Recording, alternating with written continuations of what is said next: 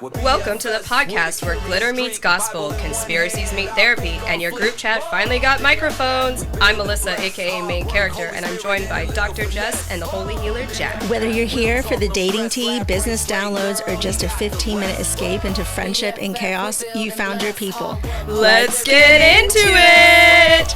We're here now. We're back, guys. Yes, guys. So today we're going to talk about A lighter topic. Well, we'll start lighter and we'll see where it goes. You know what? God only knows where this like, is going to end God up. only knows what you've been through. Sorry. God only knows. No, my musical Tourette's is a real thing. That's a topic too. Youth sports, guys. Yeah. Youth sports. Yeah.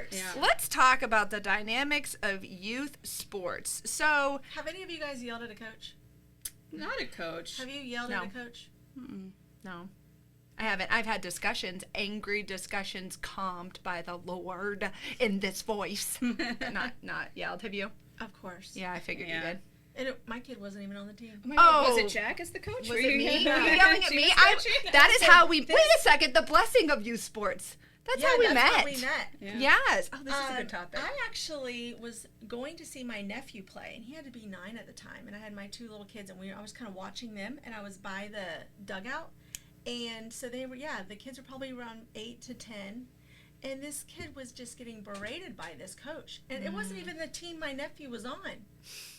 It was a couldn't road stand team. by I and know. watch I it. know. I know. And he was yelling at him, and the kid just put his head down and was crying. Oh yeah, you needed to I yell at him. lost it. And then the guy ended up apologizing to me, trying to find me, but I'm not a parent. I'm not even on this team. I just walked by and had enough of I it. saw embarrassing. injustice. I didn't like it. And so then the grandparents, I'll finish in a second, Yeah, but please. I'm still a little annoyed. I know. And this is a few years back. The grandparents were there of that kid. They didn't like me saying anything. They were like, you need to mind your business. I was like, well, you need to man up. Don't let him talk to your Good for grandkid this you. way. So we got an argument with the coach and the grandparents. And guess what? I haven't been invited to the nephew's game since. No So I'm way. not even kidding. My nephew's game, they've not Did invited you me really back. say man up to the grandparents? I did. I told She him. would, she and would. Brett was Good for you. like, my husband was like, this is not how it works when you come watch games. I was like, it needs to be, because that needs little to. kid is literally Yeah. losing his spirit in the game, and no one's standing up for him. It's really gotten out of hand. I don't know if it's gotten or it's always been. It kind of, I think, always has It's been. out of hand. Out of hand. I mean, between the way some of the coaches speak to the children, speak to the parents. I mean, I pulled my son Speak off to the a. refs. Even the I refs, had one I feel like to they're the really refs. disrespectful I to the pulled my refs. kid out of football. We finished the season because that's the thing. You finish the season. So my son Emmett, who's literally like amazing, and I say that, but Emmett is kind, compassionate, hardworking, driven. So he was the fastest on the football team. He worked really hard, and they would only put him in for 8 in football. They need to have 8 plays, right? They need to be in there for 8 plays, in whatever league we were in. And so I was like, man, like, what's going on? He's really good. The guy didn't like us. So because he didn't like us, and they played a lot of daddy ball, so daddy ball is putting their own kids in, that's what it was. And it was getting frustrating because Emmett's like, Mom, what can I do to get more time? So I was like, well, ask your coach. And he's like, well, you need to work harder. So Emmett was first. I mean, he was all the things. I'm like, whatever. So lo and behold, playing time's always an issue. That's number one. But the big issue is the way some of these coaches talk to the children. I stood there, and I wanted to explode. This coach... All the children were on the bench. It was in the middle of the game. Turns around, and I'm here. I'm like behind the fence. Then the kids are sitting, and the coach is, facing us, the parents. And he straight yells at these, I think it was 10U, so 8 and 9-year-old kids, because they were taking their helmets off. It's Florida.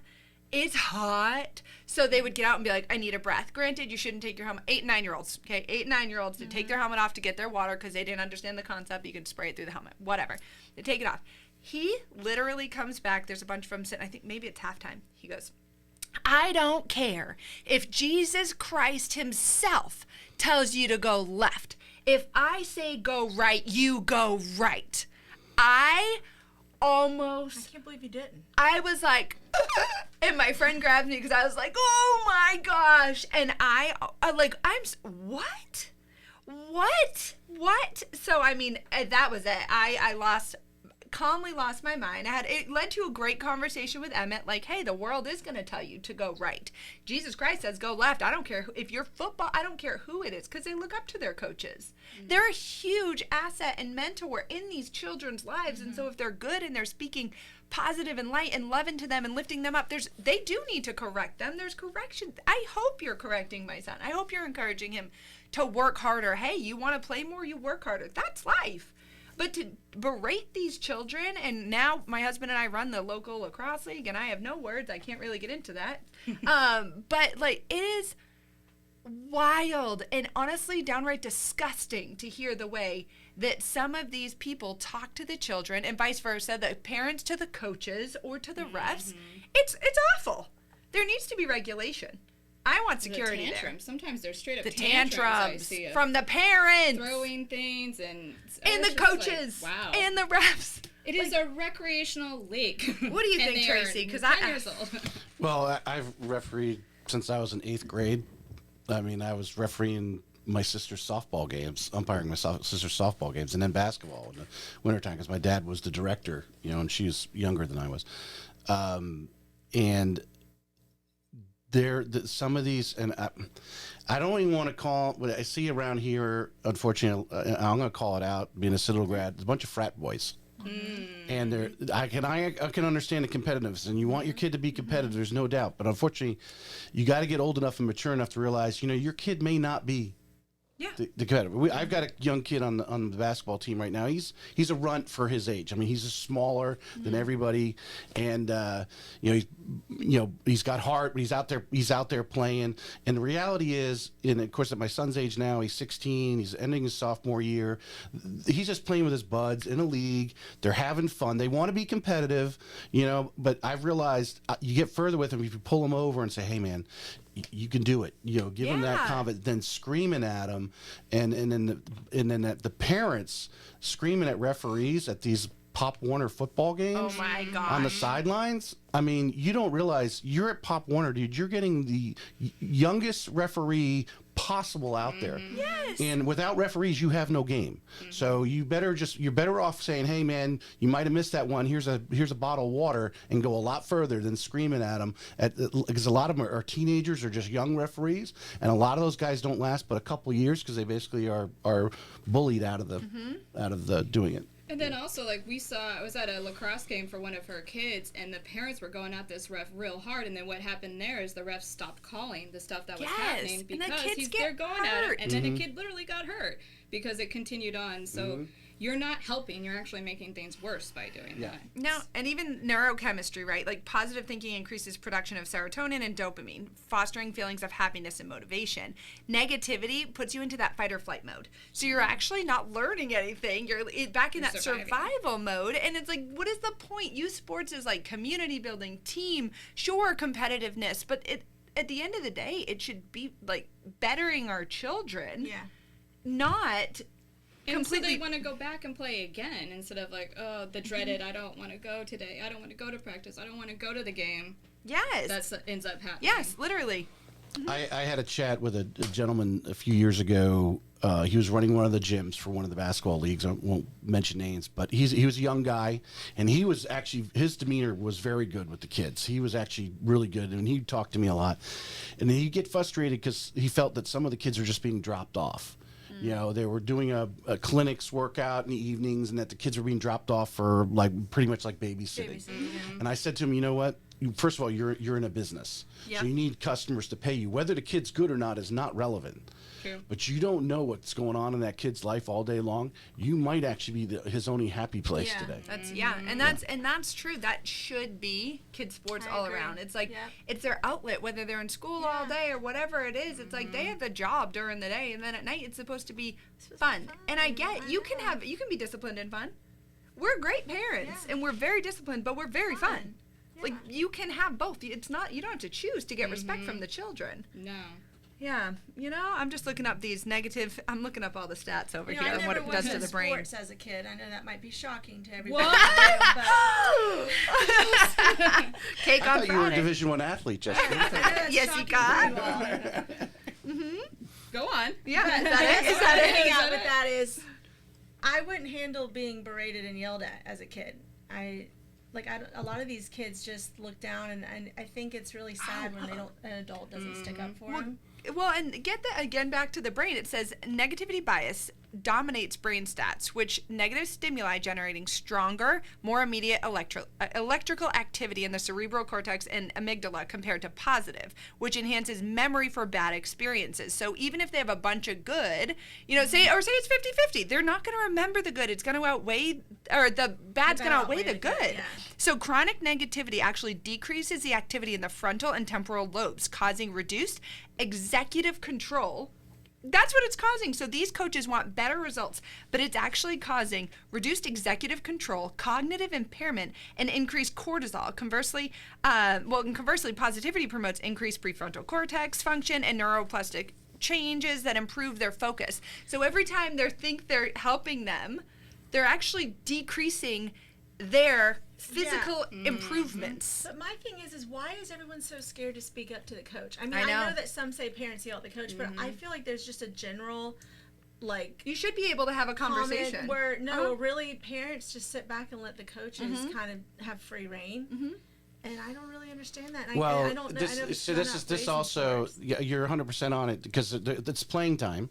Like she was playing talking time, about, daddy ball. They don't all of a sudden they don't like you. Yep. And so they're going to sit the kid on the bench versus going, hey, I've already everyone here is paying the same amount of money. Everyone here needs, this is not get blacklisted. It's not like the high school where you try out and you make the team, and of course there are some high schools that play a lot of their players. But when I was in high school, if you weren't in the top 7 guys on the basketball team, the other 8 sat on the bench. You were there for practice. Well, I just had this happen last season where my husband didn't sign up to be on the field as one of the coaches, and so Elias was on the bench more, and honestly maybe he played a few minutes, so I did have a talking with the coach, and now he's on the field a lot more. So I guess my thing is like even my husband, who was raised in sports and they're heavy on the sports his whole life, and none of that was in my family. He's like, you can't talk to them, you can't do that, and I'm not going to sit here. Oh, you should talk to them. Watch just all know these other kids play. I did talk to him, and it's been resolved. He's playing more. Yeah, it's been resolved, but oftentimes there's not a It's the resolution, opposite, unfortunately, because these coaches are like we run the rec league. We also help run the club team, which is competitive. The rec league and these coaches it doesn't matter. I mean, I've seen it, unfortunately, and with our rec league that we run, we have very strict community standards and cultural standards of our goal is the kids to fall in love with the sport, be a part of the team, be able to open all that communication. But as they get older, some of the coaches that are moving up, whether they started at 8U and their children goes up, they get more competitive and they live vicariously through their children. And so when you have that conversation, if you don't have a board above, overseeing the culture of that will hold that coach accountable, the coach has no accountability whatsoever, because if they're winning, that's what the parents want. And it's this sick. Well, there was something, and I'm going to misquote this in a way, but I think you'll get the point. There was something. You see the kids, they'll go home and all of a sudden they'll see grandma, and the first thing grandma says, did you win? Wrong answer. Did you have fun? Yeah. And that's what did you have fun? How was it? Did you have fun? And that's what we are like, did you have a good time? Because the kids will come up to me because we've been in the league so long. Hi, Miss Jack. I'm like, how was it today? Oh, we didn't win. I was like, but did you have fun? It's the first question. And he's like, I did. I scored a goal. I'm like, you scored a goal? Yeah. Just totally pivoting. And I think there has to be this driving force. And that's why we're still in the league after all these years on the board. And because we are committed to changing the narrative. I'm surprised. There must be a book out there. The 1 Minute Manager, the little book for managing, you say a couple things negative, but you end it with a positive type of thing. And a lot of these coaches need to do that. But I mean, it is maturity too, from a coaching standpoint. Having been on the field so many years, refereeing and coaching my son, there's this. I will say we have a lot of younger coaches that are actually way more reserved. Yes. The 20-somethings, and I always thought that was a lost generation. Sorry, but I did. Coaching. But not only I'm seeing them emerge and wanting to be high performers and they're good at coaching. They speak very differently. Their mentorship is beautiful that I've seen in the people that have stepped up. It's actually the older ones that I am severely disappointed in. So when I grew up, it was the Bobby Knight style, in your face, and if they weren't in your face, it's because they didn't care. And I truly believe that was the style. That was the style. But then I think the generation you're talking about are probably a little bit younger than me, but older than the 20-year-olds. And they're in that in-between stage where they're still left over Bobby Knights. Yes, that's true. And then you had the newer style, the more the younger generation that you're talking about right now. The only problem with the younger generation that if you're not of what they consider athletic ability to be that starter on the basketball team or whatever, they really are like why are you here, right? They have to understand, again, like I said, I had that conversation with a guy. You're running a business. So everyone that comes in your door, you have to encourage him, and you have to give them he understands why he's not starting, but he's got to get enough playing time that he could say he. See, and I don't have that experience with lacrosse as far as playing time, because again, rec, everybody plays. And if they don't play, we as a board step in are like, whoa, we don't allow it. Right. And that's our league. I cannot say for other leagues. There's a specific league out there that people don't care. It is the best of the best league. They win. Actually, they don't anymore win everything because we beat them. But we beat them on standards that align with us. And they are daddy ball.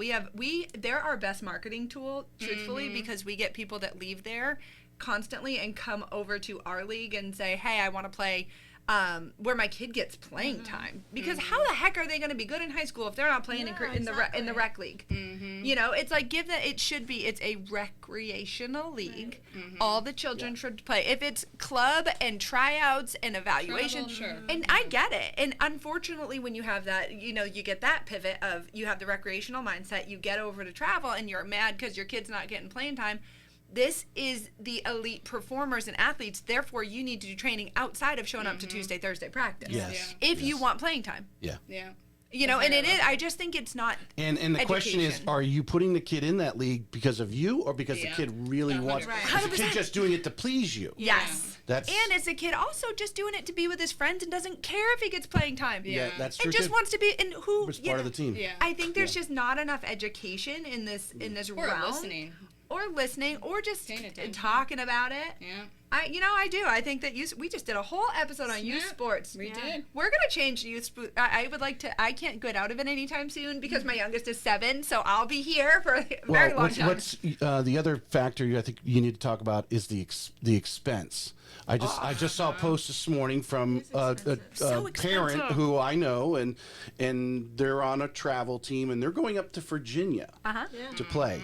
Yep. Well, the cost, it's a 10-hour drive, or you're paying, obviously, our plane flights are expensive right now. And to go up for a basketball game, so you might have 3 games. And I really like, if you go back, and I didn't study, but I've heard, I think it was Kobe Bryant, he bought up all the leagues around L.A., and kept them in there. None of this traveling out, because there was enough competition in L.A. Plenty of basketball to play. Yeah. But these kids were paying to travel all these places. And you'll travel over to Orlando to play in tournaments all the time for 3 games. That's all you're guaranteed.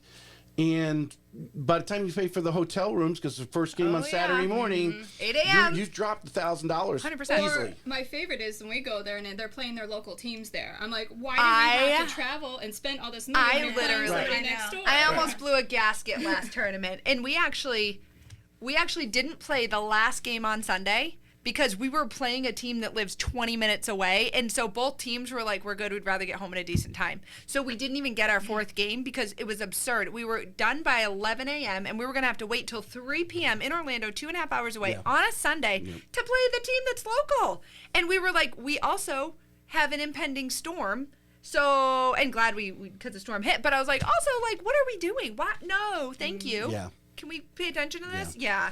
And it is expensive. We just booked. The last thing I want to say is I've seen it's happened quite a bit, and I know some families. My kids weren't soccer players because I, didn't really care for soccer, but some of these soccer tournaments where they're playing so many games, these kids are burning the rubbers off their knees, and by the time they're teenagers, their knees are shot. 100%. They've already had an ACL. They get into college, they've blown their ACL, and it's the overuse is so real, and they don't have the recovery time, and they don't. I mean, we just had another thing launch on a Sunday, and so Brian and I, for the first time ever, because we guarded our, at the beginning of the year, we're not going to do stuff on Sundays if we can help it. That is our family day, and so everyone's shocked. We're not doing it.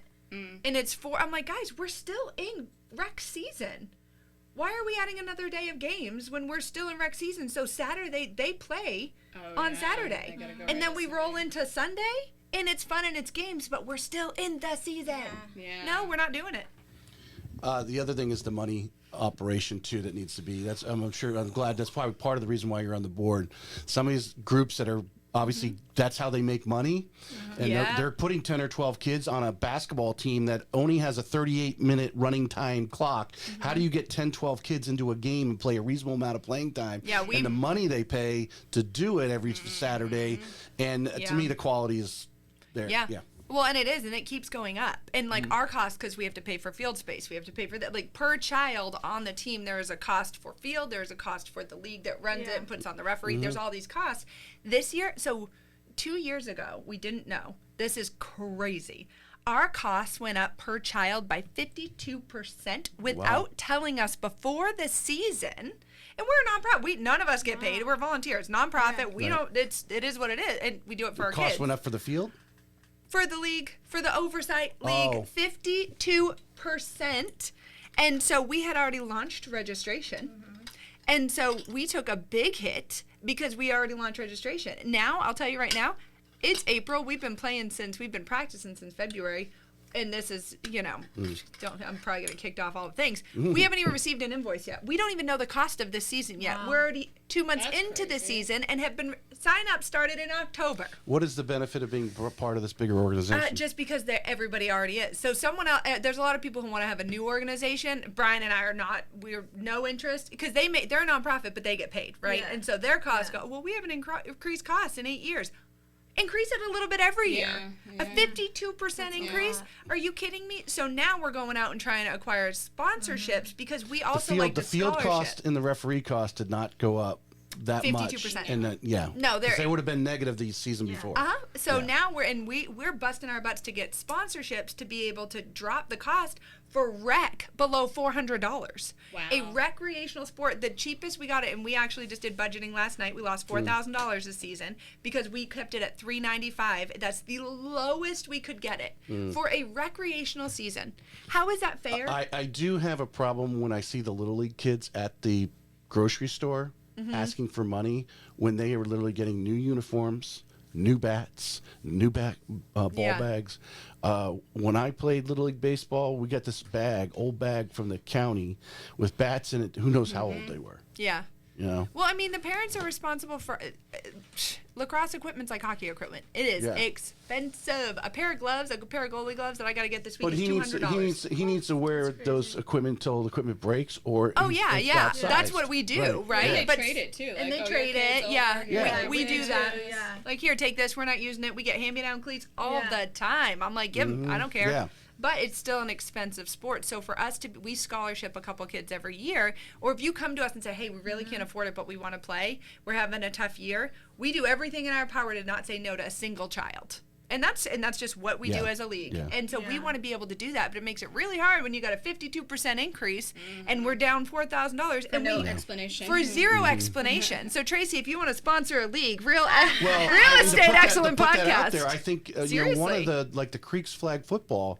I think it's great that they have the I forget what was the heating AC guy sponsored, and all the jerseys had his advertisement. That's what we have on the back. Clear and present. Yeah. There's nothing wrong with that. I think that's real estate. yeah. We need to put BFF in hot pink, and we got to get them hot pink T-shirts next year. Yeah. We're gonna make why not? They do lime green. We could put we just need sponsors. So if you are looking to sponsor, it's a tax write-off. Anybody out there, reach out to Creeks Youth Lacrosse. I might not be on the board anymore because of this conversation, but I'll hook you up. I'll hook you up with someone who is. All right, we had a good run. This was good. You guys got to 23-minute episode. You guys got to tune in later. Goodbye. With BFS with a curious streak, Bible in one hand, our pink on fleek. Whoa, BFF. We build and bless, hard work, Holy Spirit, and a little finesse. Whoa, BFF. Real talk, no stress.